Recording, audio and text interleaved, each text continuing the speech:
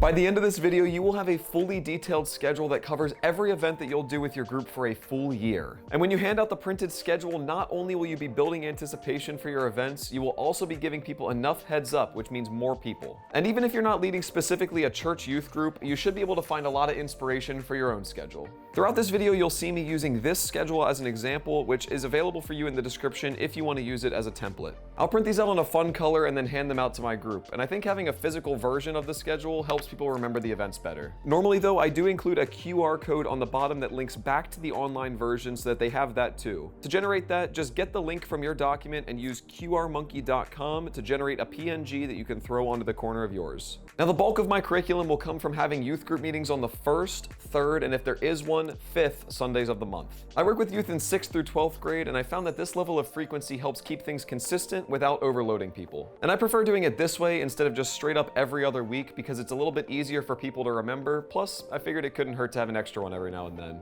I chose Sunday night because basically everybody has some sort of commitment, whether it's sports or something else, throughout the week and a lot of the weekend, but normally by Sunday night people tend to be back home. I like starting at 5:30 because we normally have a large snack that people kind of rely on as their dinner, and I also like wrapping up at 8:30 so that the youngest people can be back home in time for bed. As far as specifically what goes into one of these meetings, I'm going to be doing a dedicated video entirely to that topic, so when that's out, check the description. In addition to the regular meetings, I like having one big event per month, whether it's something serious or just something for fun. Regardless, the goal is to bring everyone closer together. In September, I try to take advantage of the warm weather. Like last year, we had a barbecue at our church, and this year we're having disc golf. And because the weather in October can be a little hit or miss, the last 2 years I've had a movie night, which has been super easy to plan. But remember that the success of a movie night pretty much boils entirely down to what movie you pick, so think carefully. And for November, I like to have a bowling tournament. And once you've picked your bowling alley, most of your work basically just boils down to getting a head count ahead of time to see how many people are going to be there. Bowling alleys normally charge on a per lane basis, and I have found that teams of 4 work really well because this isn't too many people that it's crowded, but you also get a lot of bang for your buck. Now the idea of a bowling tournament might be a little bit scary to some of the people in your group, which is why I like to reward not only the people who do well in bowling, but I also hand out rewards for things like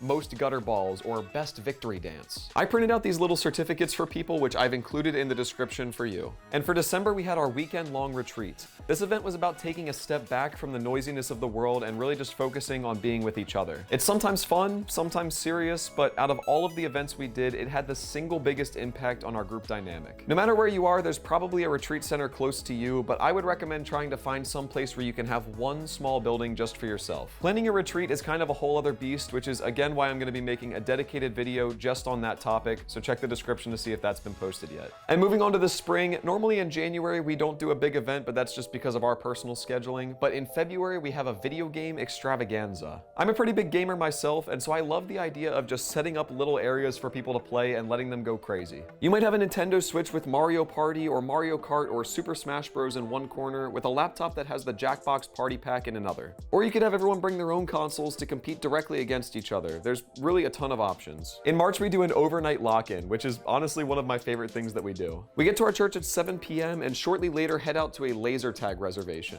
If you do some research, you should be able to find a place around you that lets you get a lot of games in for a pretty good price. And when I was in youth group, that was pretty much the end of the organized portion of the event, but once I became a youth director, I added something new myself: an escape room.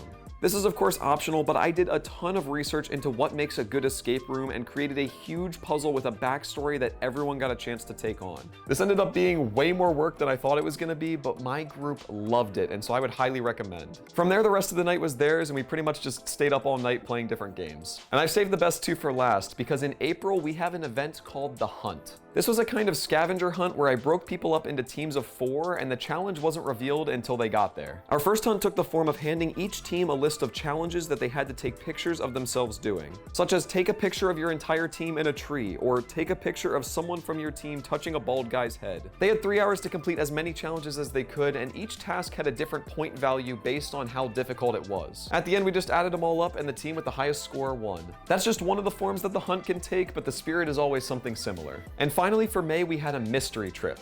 All they knew was that they would show up on a Saturday morning and they'd be getting into a 15-passenger van where I was taking them somewhere. They had no idea. Now, I did tell the parents where the kids were going because I think I'm a little young to have a kidnapping charge already, but the young people had absolutely no idea what was next. When I was in youth group, one year we went to Washington, D.C., another year to New York City, and one year out to the Amish country. And I really can't describe to you how fun it is to go into a trip entirely blind. And that's pretty much it for the school year, although over the summer, I do like to have one big event per month. In June, we have a week-long camp that we go to, and in July, we had a Night O Games, where we basically just played the best of the best games from the previous year. And in August, one of the families from my youth group has a pool, and so we have a little pool party. The things that I went over are just some ideas, but you can really do anything that you want. And that's your year. Almost. There's one final step to make sure that you don't end up like I did my first year, which was with a bunch of scheduling conflicts and last-minute date changes, which led to more headaches for me and less people available. To make sure that your dates don't interfere with anything else and you can get as many people to your things as possible, there's only 3 things that you have to look out for. The first is the schedule of the building that you meet in. Sometimes you plan this awesome event in your head, only to realize that someone reserved the space you need a week before you asked. My church has a calendar on our website, which I can just look at to see what's available, and as long as I've planned my year reasonably far in advance, I normally don't have a problem getting the space. If your activity relies on an outside organization, making a reservation with them before you hand your schedule out will prevent you from needing to make any changes. I had a lot of trouble with our bowling tournament because I waited around too long, and by the time I contacted them, pretty much all of the convenient times were already taken. Now, I love committing to things first and then figuring out the details later, but just do yourself a favor and externalize your plans with the people that need to know. The second thing is holidays, which may seem simple, but there's always some sneaky ones that might give you trouble. Generally, these are the ones that I would say to schedule around, and the ones I've bolded are the ones that you should try to stay away from the entire weekend.